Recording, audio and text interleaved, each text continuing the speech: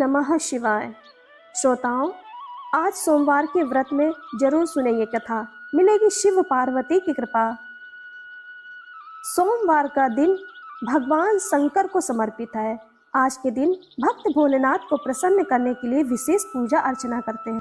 कुछ लोग आज के दिन व्रत भी रखते हैं ताकि शिव जी की विशेष कृपा प्राप्त की जा सके।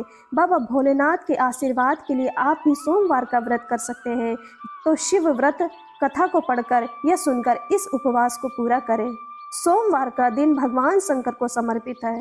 नारद पुराण के अनुसार सोमवार व्रत में व्यक्ति को प्रातः स्नान करके शिव जी को जल और बेलपत्र चढ़ाना चाहिए तथा शिव गौरी जी की पूजा करनी चाहिए।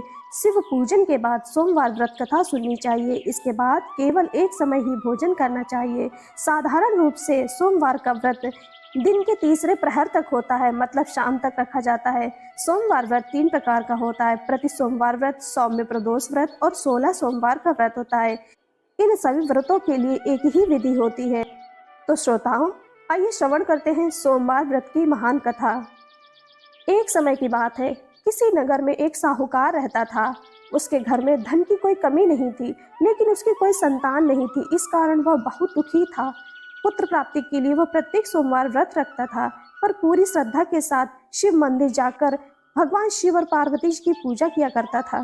उसकी भक्ति देखकर एक दिन माँ पार्वती प्रसन्न हो गई और भगवान शिव से उस साहूकार की मनोकामना पूर्ण करने का आग्रह करने लगी।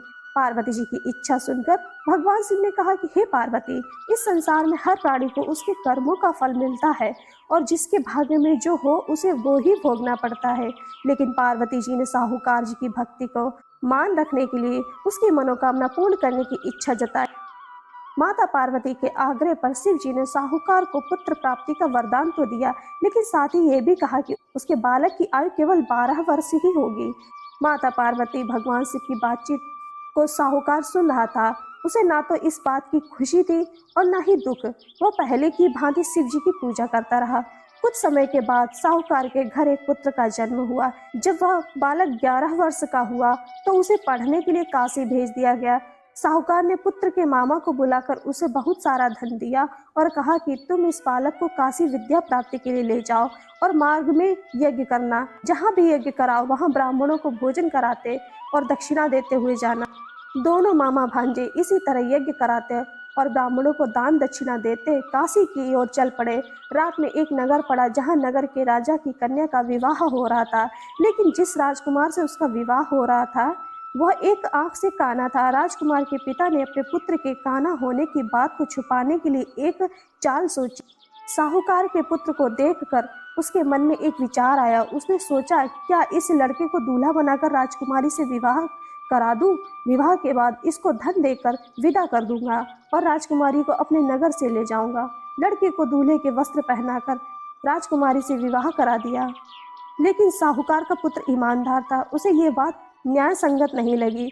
उसने अवसर पाकर राजकुमारी की चुन्नी के पल्ले पर लिख दिया कि तुम्हारा विवाह तो मेरे साथ हुआ है, लेकिन जिस राजकुमार के संग तुम्हें भेजा जाएगा वह एक आंख से काना है। मैं तो काशी में पढ़ने जा रहा हूँ। जब राजकुमारी ने चुन्नी पर लिखी बातें पढ़ी तो उसने अपने माता पिता को ये बात बताई। राजा ने अपनी पुत्री को विदा नहीं किया, जिससे बारात वापस चली गई। दूसरी ओर साहूकार का लड़का और उसका मामा काशी पहुंचे और वहां जाकर उन्होंने यज्ञ किया। जिस दिन लड़के की आयु 12 साल की हुई उसी दिन यज्ञ रखा गया। लड़के ने अपने मामा से कहा कि मेरी तबीयत कुछ ठीक नहीं लग रही। मामा ने कहा कि तुम अंदर जाकर सो जाओ। शिव जी के वरदान अनुसार कुछ ही देर बाद उस बालक के प्राण निकल गए। मृत भांजे को देख उसके मामा ने विलाप करना शुरू कर दिया। संयोगवश उसी समय शिव जी और माता पार्वती उधर से जा रहे थे। पार्वती ने भगवान से कहा, स्वामी, मुझे इसके रोने के स्वर सहन नहीं हो रहा है, आप इस व्यक्ति के कष्ट को अवश्य दूर करें। जब शिव जी मृत बालक के समीप गए तो वह बोले कि यह उसी साहूकार का पुत्र है जिसे मैंने 12 वर्ष की आयु वरदान में दिया था। अब इसकी आयु पूरी हो चुकी है। लेकिन मात्र भाव से विभोर माता पार्वती ने कहा, हे महादेव, आप इस बालक को और आयु देने की कृपा करें, अन्यथा इसके वियोग में इसके माता पिता भी तड़प तड़प कर मर जाएंगे। माता पार्वती के आग्रह पर भगवान शिव ने उस लड़के को जीवित होने का वरदान दिया। शिव जी की कृपा से यह लड़का जीवित हो गया। शिक्षा समाप्त करके लड़का मामा के साथ अपने नगर की ओर चल दिया। दोनों चलते हुए उसी नगर में पहुंचे जहां उसका विवाह हुआ था। उस नगर में भी उन्होंने यज्ञ का आयोजन किया। उस लड़के के ससुर ने उसे पहचान लिया और महल में ले जाकर उसकी खातिरदारी की और अपनी पुत्री को विदा किया। इधर साहूकार और उसकी पत्नी भूखे प्यासे रहकर बेटी की प्रतीक्षा कर रहे थे।